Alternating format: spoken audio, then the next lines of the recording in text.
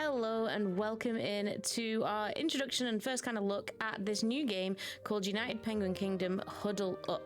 This game is coming out in Q1, Q2 2024. However, it has a free prologue available now on Steam for you to check out.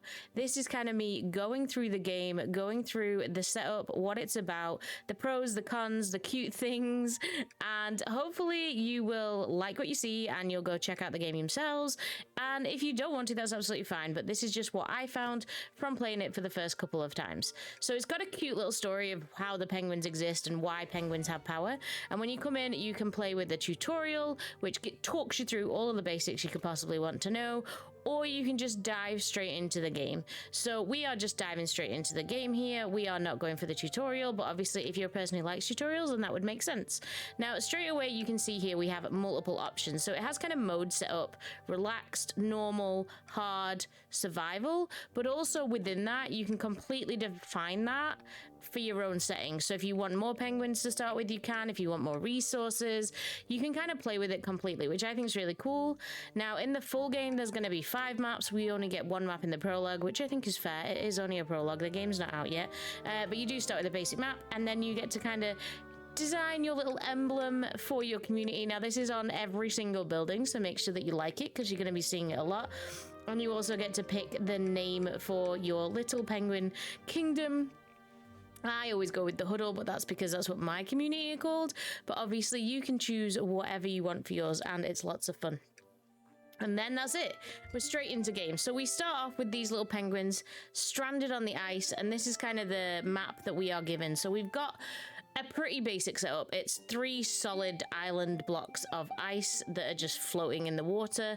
And in the prologue, you never really leave the 1 block that you start on. So essentially, we're just given the most basic of areas to build on. But I think as a prologue and as an intro to the game, that's absolutely fine. And what you are given is you are given these 6 buildings that you need to place to start with. And they tell you can place them in any order that you want to. So you are started with like the Huddle Square, which is like the little area where they're all going to gather and meet up. You also have a treasury, a pharmacy, a food storage area, a warehouse storage area, and then like a builder's yard, which obviously is where your little workers who are going to build all your properties for you are going to live.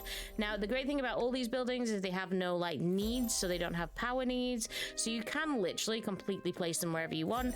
And the more you play the game, the more you're going to decide, I think, where you're going to end up with those. But you do need to put some people in the builders, and when I say people, I do mean penguins, of course. You need to put some penguins in the builder's hut there in order for them to do anything for you. You then also in this game get tasks to complete, so they just pop up and let you know what you need to do. This first one tells you need to build the houses for everyone to live in, which makes sense. It also gives you a time frame to complete it in, and then you can see it pops up in the bottom left hand corner there, and you can kind of use that as your marker with how you're doing on the tasks.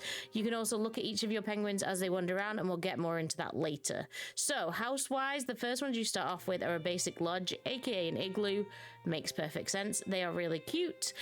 And you also get kids houses, and they're the 2 kind of houses that you start off with. So any baby penguins under a year old need to live inside a kid's house, and any adult penguin needs to have a lodge space for it to live in. And you will see from the little power symbol above them, they all need some form of power. It's wind power in the prologue, and you do need to just drop a wind power down in order for all the buildings to have power. Now, this is probably one of the things I found the hardest, because the way the circle kind of spreads out, it's hard to get all the buildings within power zones, and you end up with a lot of wind turbines, or I found so. I think the longer you play, the more strategic you'll probably get, but once you've got that set up, it's kind of just a case of waiting for your buildings to be built. So while those first couple of buildings being built, we do encounter our first kind of enemy for the game. So that is this little seal here. So these seals come in, they attack your food storage. So they don't actually injure the penguins, they just steal food from you. Now at the moment we are defenseless against them, but that will change shortly. Now, like all good city builder games, we have our resources up there at the top. We have lots of different types of food.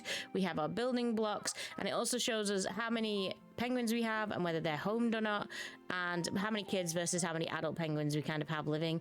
And then the other thing it's got at the top is a calendar, and that kind of shows us any events that are popping up and what's happening in the world. You see there we've got another seal appearing, heading straight for our food storage and heading straight to steal it. You get little alerts every time a seal steals, and they do it a lot. I'm not gonna lie, that is one of the things that kind of becomes a little bit frustrating in the game is those seals non-stop, but they don't really have that significant an impact. They don't steal that much food. I would like to see them steal a little bit more, if I'm honest. But one thing we do have as defense is that tower that I just plopped down. So let's wait until all this is built. Okay, so they're just finishing up building the kids' house and we get our task complete. We get some quick resources for that, which is always handy. And we also get a boost to our reputation because we did it in the required time frame. And we still now have, looking around, 3 houses, but that only houses 6 of our penguins. So it is clear we're still probably going to need another house at some point. And then we start looking at the other buildings we can do. Now, again, the penguins are going to need food to survive. So we have a look at our food production buildings, which is this one here. You'll notice it has the water symbol because half of it has to be in the water. So again, this is where you get strategic with placement. It also requires power, so it's important that you build it next to a power producing item. There's lots of different build menus, but most of them are not unlocked in the prologue, and there's actually very few buildings we can do. But another one that we can do here is the science station. Now the science station is how we do research in the game. Science hub, science station, and again it's another one that has to be in power. So if you have got the power built, it's important that you just get it in that circle because we're trying not to build too many power things. And again, we're going to let them run through and get them built as we just drop some more defense towers down just to stop those seals from stealing all of our food. So one thing that is important in the game is figuring out where your penguins are and what they're doing. So we have a limited number of penguins in the game, so I tend to fill the builders while I start and then drop them out to do other things. So for example, at the moment we have a quest to produce a certain number of krill in our little trawler center down there, so it's important that you fill it up and get the most people possible doing that job in order to make sure you get the quest done in an effective time, because again, they're all time managed and we get boosted reputation. Another thing you can build in the game is roads. I don't actually know the roads had any real benefit, but they do make it look pretty. They take absolutely no time to build, but they do take a little bit of gold to build. I like a place with roads. Whenever I'm doing any city builder, I like it to be mapped out with roads. I just think it makes more sense, and they are just basically ice block pathways in this game, so it's not a lot of work. Sometimes you have to be sensible if it takes a lot of resources, but in this game it didn't seem to be an issue, so I just laid them out kind of everywhere that I thought the game needed them. So we have made some progress here, and we've now got our defensive tower built, and you'll see as soon as that seal pops into that defensive circle, it starts getting attacked with spears, and very soon it is dead. That is right, the penguins kill the seals, even though the seals don't kill the penguins. I don't know, it's a little bit violent, but I'm kind of okay with it. We have also now completed our science hub, so we get a penguin in there, and this will start earning us total science points, which can unlock certain new buildings and abilities. So that is definitely something that's important to get done earlier rather than later, because you want to get those science points building up so that you can unlock things. Now we can watch our little cute penguin go and fill his new job in the science hub, where he's very happy. Now sadly for me, the science hub didn't have any animations. Now some of the buildings have really cute animations.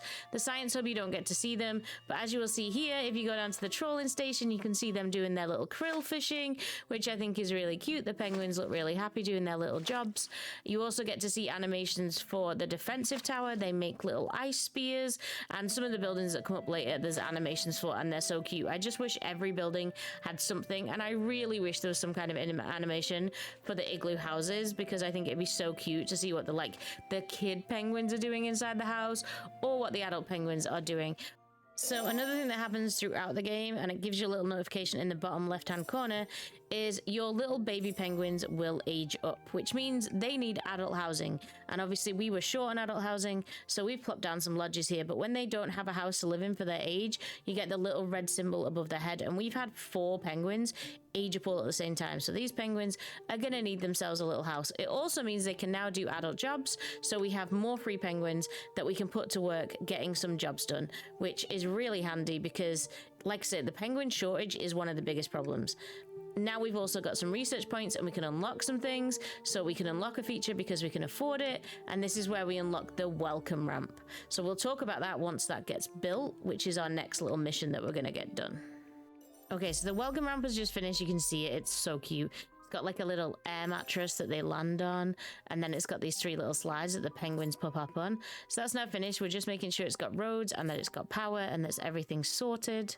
And when you click on the welcome ramp, it tells you how long until you get some new penguins arriving and how many penguins you are expecting. It also tells you up on the calendar that we were talking about before, so you get a little symbol to say there'll be some new penguins coming via the welcome ramp, which is really cool. You will also notice on that penguin that it has a red symbol on the welcome ramp to say that it's not under killer whale protection. Basically, that's just saying there's no defensive tower around there. So if we do get attacked by a killer whale, which again, we'll talk about shortly, we don't have anything to defend against it. So it's just a little warning. Those are the kind of warnings you will get. You'll get a warning of no power. You will get a warning if there is no killer whale protection, if it's in the side of the water. And then obviously you do get a warning if you don't have any staff in it at the time. Again, just looking at the buildings, whether we have enough. So we actually have more penguins than we do buildings. So we built an extra building. Also up at the top there, you will see there was an option to turn mating on and off. So if you do feel like your penguin population is getting too big and you can't handle it, I don't know when that would ever happen, but if you do feel like that, you can turn it off and therefore you won't get any more penguins. So there we just used our science points and we've unlocked the snow block maker. So this is a construction material that you need in order to keep everything going. It's also what they use to make the spears in all the defensive towers. It's actually a really important thing, and the sooner you get that unlocked and in, the better. So definitely 100%. The science hub is crucial to start with.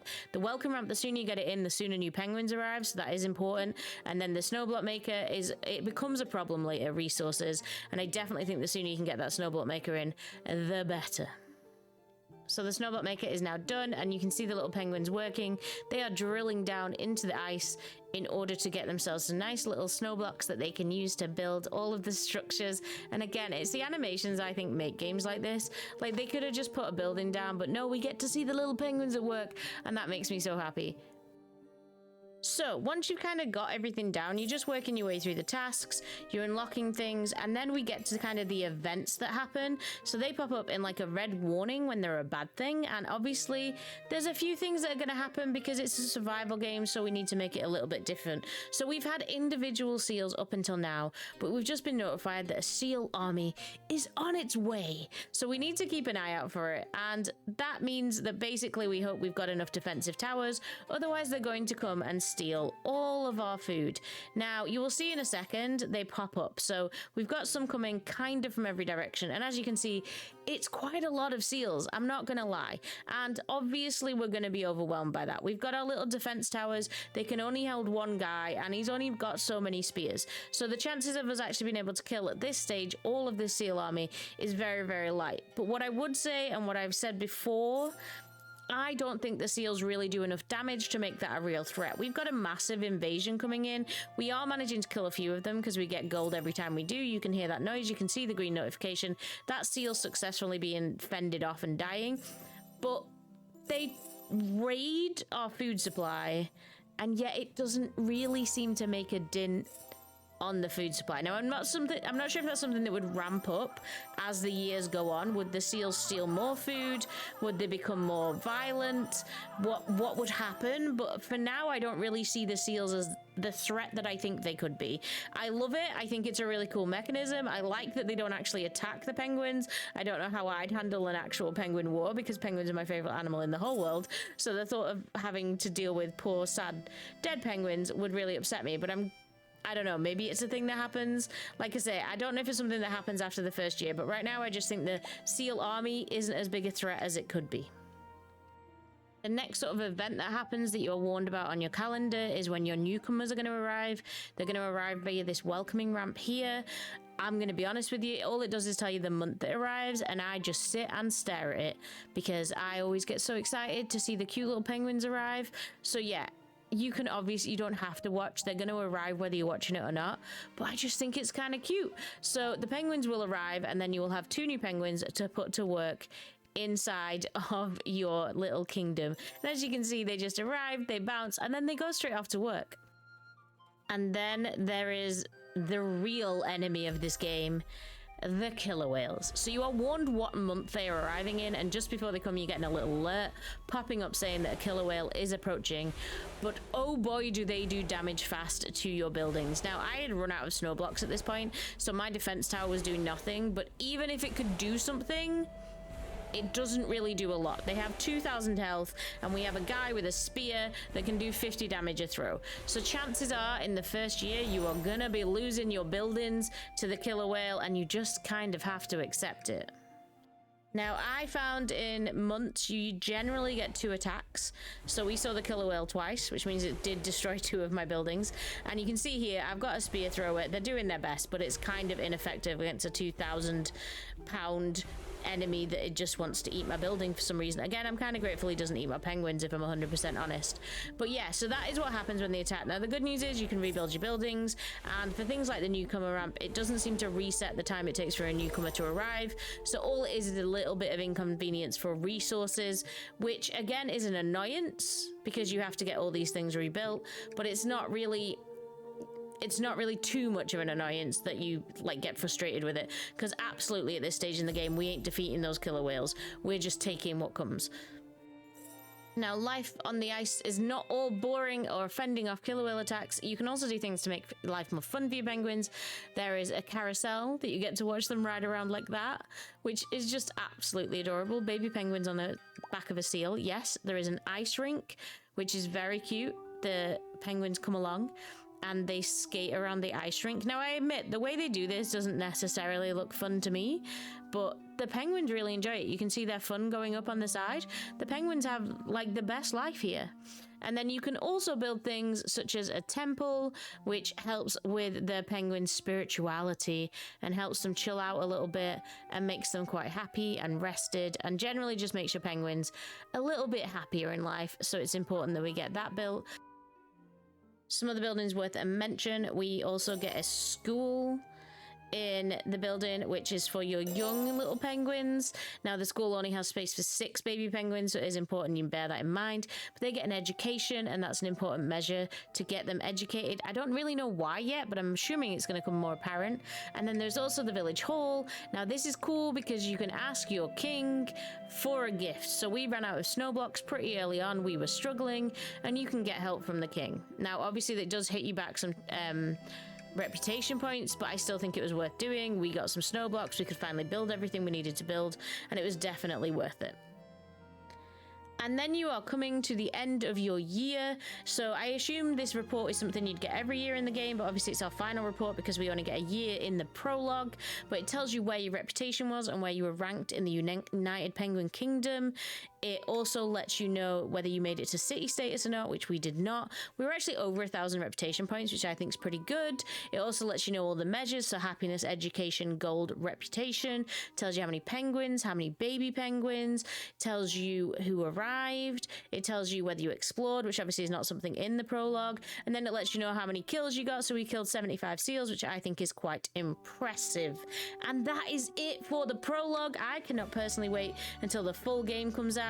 They throw a little annual party, which I think is awesome. They huddle up and a seal comes along in the background and steals our food, which sums up the game quite well. But if you enjoyed it, please check out the link in the description. You can wishlist the full game, you can check out the prologue, and don't forget to like and subscribe for more awesome penguin related content and other games as well, I'm pretty sure. Okay, thanks, bye!